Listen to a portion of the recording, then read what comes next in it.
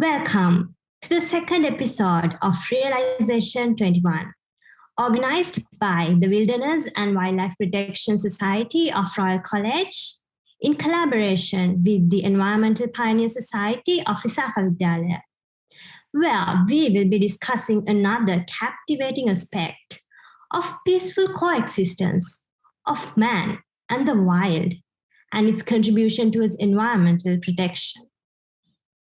I'm Karsha Chandrasena, and with me is Sansali De Silva. Today, we'll be talking about animal cruelty and animal rights with our special guest, Mrs. Lalani Serasinghe Pereira. Let's get started. Today on the show, we are excited to have Mrs. Lalani Pereira, attorney at law and animal welfare activist. She's going to share her expertise on animal cruelty and animal rights. Good evening, madam, and welcome to Realization 21. Good evening. It's really nice to be with you to talk about something very interesting and something very relevant. Yes, madam. You have immensely contributed towards animal welfare by acting against animal cruelty through addressing issues in policymaking and related laws. Moreover, taking part in several sponsorship programs and awareness programs, you have proven yourself to be truly an animal lover. May I ask, madam, what inspired you to become an animal welfare activist? Well, so many things inspired me because for about 25 years, I have been engaged in animal welfare activities. As you explained earlier, I was in the public service in the Ministry of Justice, but even at that time, somehow or other, I used to find time to help animals and concentrate on animal welfare activities. And then actually it was my daughter. She was also a Visakhian. She, I think, was my main inspiration. As a teenager, she inspired me a lot to get myself engaged in animal welfare. So first of all, let me thank you for giving me the opportunity to discuss the plight and needs of animals who have neither a vote nor a voice, but yet they have a right to life and a right to be free from cruelty and exploitation. And this is a very good topic, and I'm very happy that you have selected this topic, because this is a good opportunity to sensitize people that animals are also living beings like us, living, breathing, and that they, like us, they also feel pain and experience distress, just like us humans. With that inspiring story, we will now move on to our topic. Animal rights and animal welfare are two major topics in discussion nowadays. In today's world, does animal rights and animal welfare stand toe-to-toe with other global issues? Animal rights and animal welfare, they have evolved into global issues. Let me explain how that happened. There are humans and there are animals. But until quite recently, animals were considered chattel, like lifeless, like tables or chairs or computers or smartphones. Today, in several countries, many laws recognize animals as non-humans. We are humans, animals are non-humans. And here there are two important aspects, animal welfare and animal rights. They may sound similar, they are global issues, but actually they are different. Although they sound similar, they are different. Now, animal welfare is all about the humane treatment of animals. That is, if you need to slaughter them for food, do it, but use humane methods. But animal rights is all about not using animals for food, for clothing, like, people have use fur to make fur coats or anything, or even leather, or anything that is harmful to them. That's animal rights. The well-known international organization, PETA, that is People for Ethical Treatment of Animals, describes this in the following terms. This is how they describe it. Animal rights mean that animals are not ours to use for food, clothing, entertainment, or experimentation. Animal welfare allows these uses as long as humane guidelines are followed. So that's a subtle difference between rights and welfare.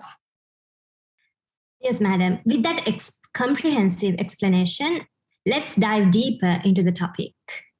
Madam, may I ask what rights do humans have that animals are also entitled to have, in your opinion?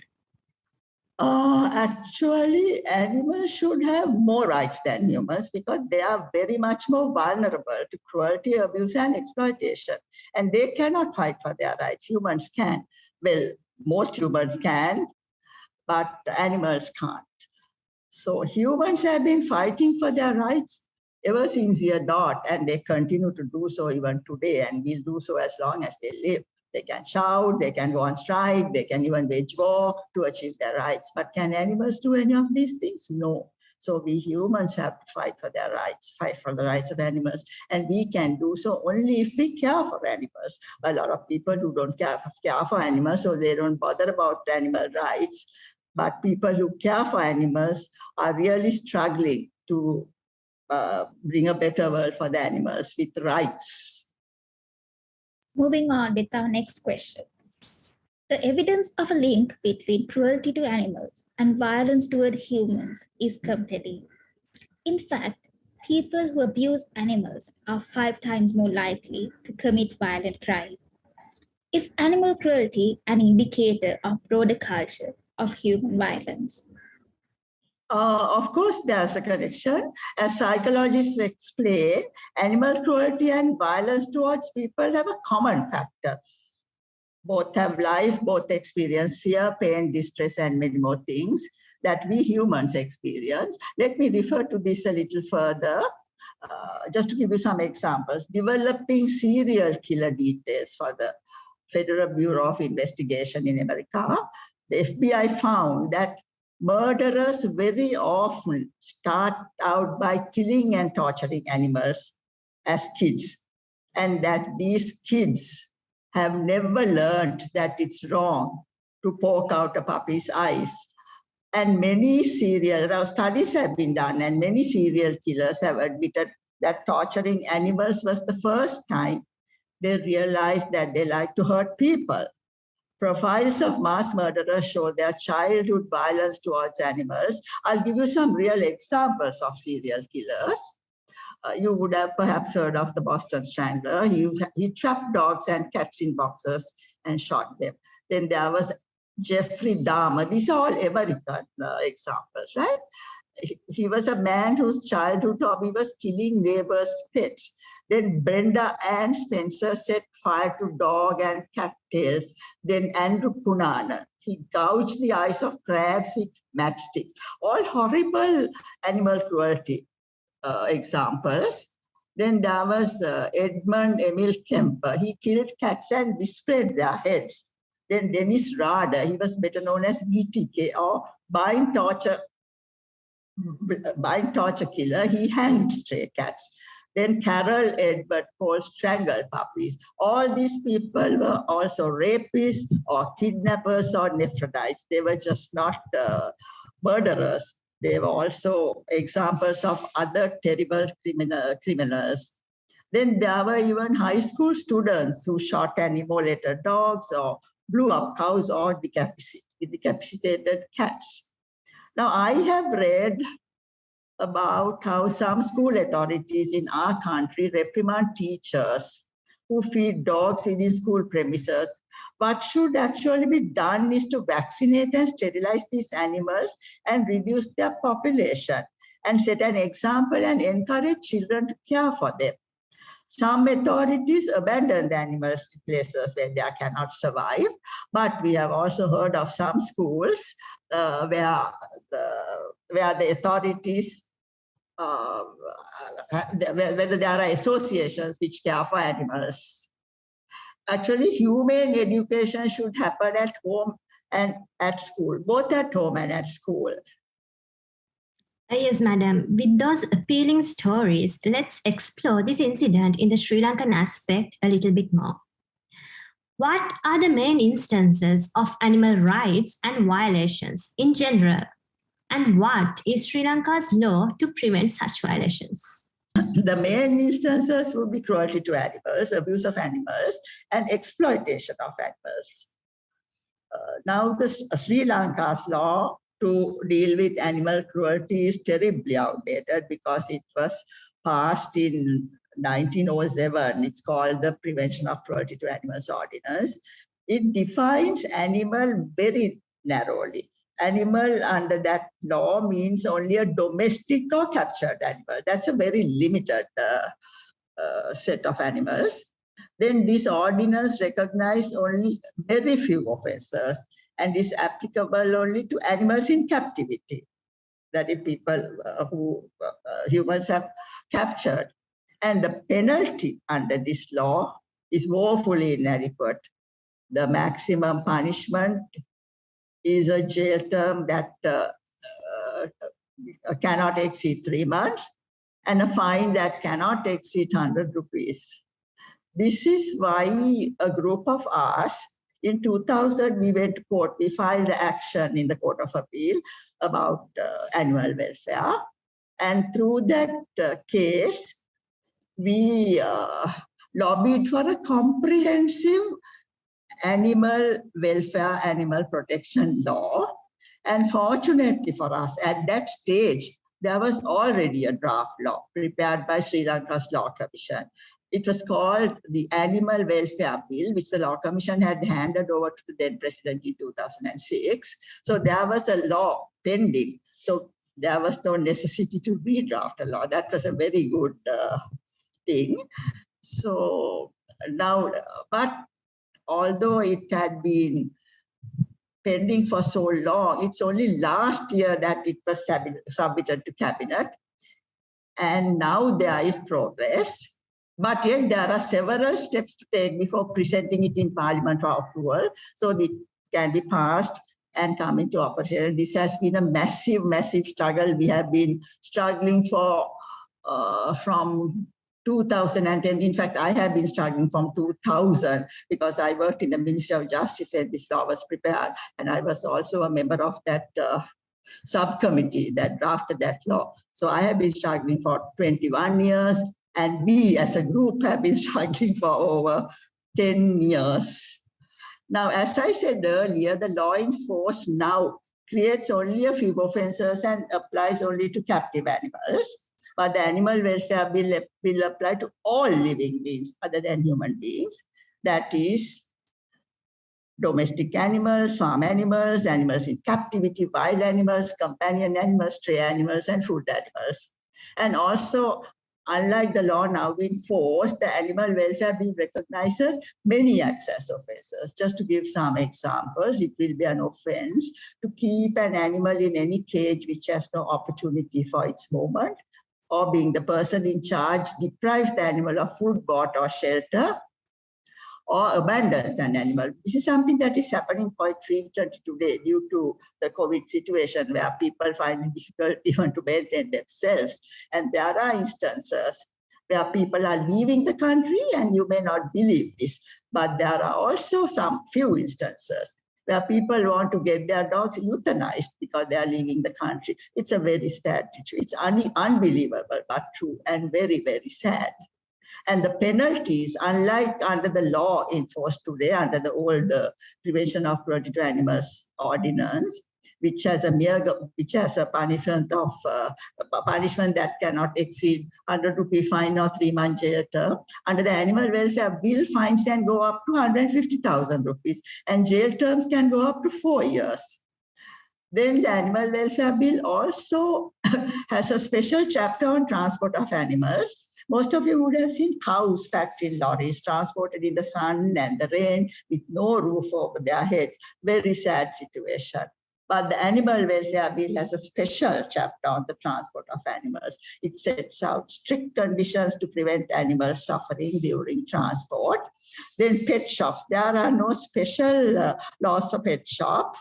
Now, the Animal Welfare Bill has some special sections on pet shops. It sets out many conditions to operate pet shops so that humane facilities are available. Today, you would have seen pet shops along the road where little puppies, for example, are cooped up in cages in the sun and the rain. And when these pet shops are closed on holidays, the animals are not fed or even given a bowl of water to quench their thirst. So now the Animal Welfare Bill has special provision to deal with pet shops as well. Now, in March last year, a group of us, we spoke about the Animal Welfare Bill and sought his intervention to expedite the bill. And we hope the Animal Welfare Bill will reach Parliament at least before this year ends. That will be a big achievement, not for us, but for the sake of animals. We hope that would happen soon, of course. So moving on to an interesting as well as a sensitive topic, rehabilitation. So effective rehabilitation meets the certain physical and psychological needs of the species, but also its legal aspect should also be concerned. What is the law related to rehabilitation and release of injured wildlife into their habitats? There is actually no law which relates to rehabilitation and release of injured wildlife into their habitats, but the practice is to treat the animal, rehabilitate it, and when it can sustain itself, release it as early as possible to the wilds. It is only in extreme situations that it will be taken into the care of the wildlife department, where it can spend the rest of its life. Now, the Department of Wildlife Conservation also has a hotline, 1992, where instances of injured protected species can be reported. I have used that hotline quite often, and I must say it has been very successful. That was really informative, madam. So moving on, I would like to know, what are the Sri Lankan institutes established to take legal actions against animal violence, and what kind of actions do they take? Firstly, it will be the police, to whom one can make a complaint. Police will investigate and file a court case in the magistrate's court. But the police have to be sensitized. Because, of course, there are very good police officers, but there are also the ones who just do not bother or take animal cruelty seriously. This I know from personal experience. Just to refer to one instance, I remember a case that I reported recently to an officer in a suburban police station, and his response was, why go to courts and waste our time when the punishment is only 100 rupees? Actually, the punishment is not his business. His business is to, if an offense has been committed, to take the offender to court and try to get him punished. Whatever the punishment is not relevant to the police officer. Then in that case, I complained to the Attorney General's department, and there was some action. Of course, if it's a very simple case, the police can call the offender and advise him or her, and if that does not yield results, then the police must go to court and prosecute the wrongdoer, so that it will prevent other people from committing such offenses. Yes, madam. So, being an expert on the subject, can you brief us on some examples of litigation related to animal rights and animal cruelty in Sri Lanka? Mostly it is cruelty, and very often what is reported or complained of is cruelty to dogs, mostly free roaming dogs who have no permanent owners and who are cared for by the community. But what is now emerging quite often is cruelty and exploitation of captive elephants. You must be reading in the newspapers. There are so many instances. Now, what we must remember is that elephants are public property and no one can own them. Then they can only have custody, and those who have the custody of elephants are frequently exposed for their cruelty to this majestic elephant. Elephants are heavily changed and their training is torturous. There are so many terrible things happening to elephants. Then the animal, there are several cases filed in the courts which explain the suffering of elephants. Now, just to give you one example, the Animal Welfare Trust, which is a non-government organization, has recommended a set of regulations as to how to maintain captive elephants so that they are not subject to cruelty and their needs are looked after. This was approved by the Cabinet of Ministers in 2016, but for it to become law, it must be published in the Gazette and passed by Parliament. But those steps have not been taken yet. It has only been approved by Cabinet in 2016. But in the meantime, last year, a new set of regulations were passed for captive elephants, but that set has been challenged in court. And yesterday, the Court of Appeal gave leave to proceed with the case. So there may be certain issues with that set of regulations. Thank you, Madam, for your explanation. Sri Lanka, being a tropical island with diverse ecosystems, provides a favorable destination for migratory birds throughout the year. Does the law in Sri Lanka recognize these rights of migratory species? There is an international convention on the conservation of migratory species of wild animals signed by Sri Lanka in 1979. This convention is also known as the Bond Convention. So as a party to this convention, Sri Lanka has to give effect to its provisions. Then the Department of Wildlife Conservation has declared several protected areas for birds. They include Bundala National Park and the Anai Sanctuary. These are some of the parks under the care of the Wildlife Department. Yes, madam. So moving back down to the earth from the skies. Animal shelters play an important role in improving the well-being of the rescue animals and conducting rehoming initiatives. In Sri Lanka, is there a law to regulate animal shelters in order to maintain the required standards? No, in Sri Lanka, there is no law. And the other thing is, more importantly, shelters must never be encouraged because they can end up as hellholes for animals. Some of you may recall a dog shelter that was put up in Anuradhapura by a local authority a few years ago. It had no good conditions for the dogs. Many dogs died because they were all cooped up in one block of land with no concern for their individual needs.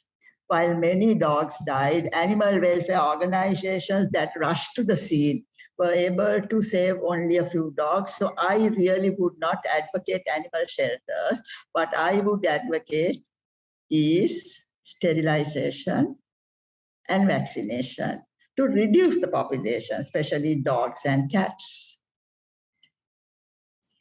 Moving on. Animal testing is a hot topic in biomedical ethics. How is the use of animals for medical scientific research explained under the Animal Cruelty Act? Are there any alternatives?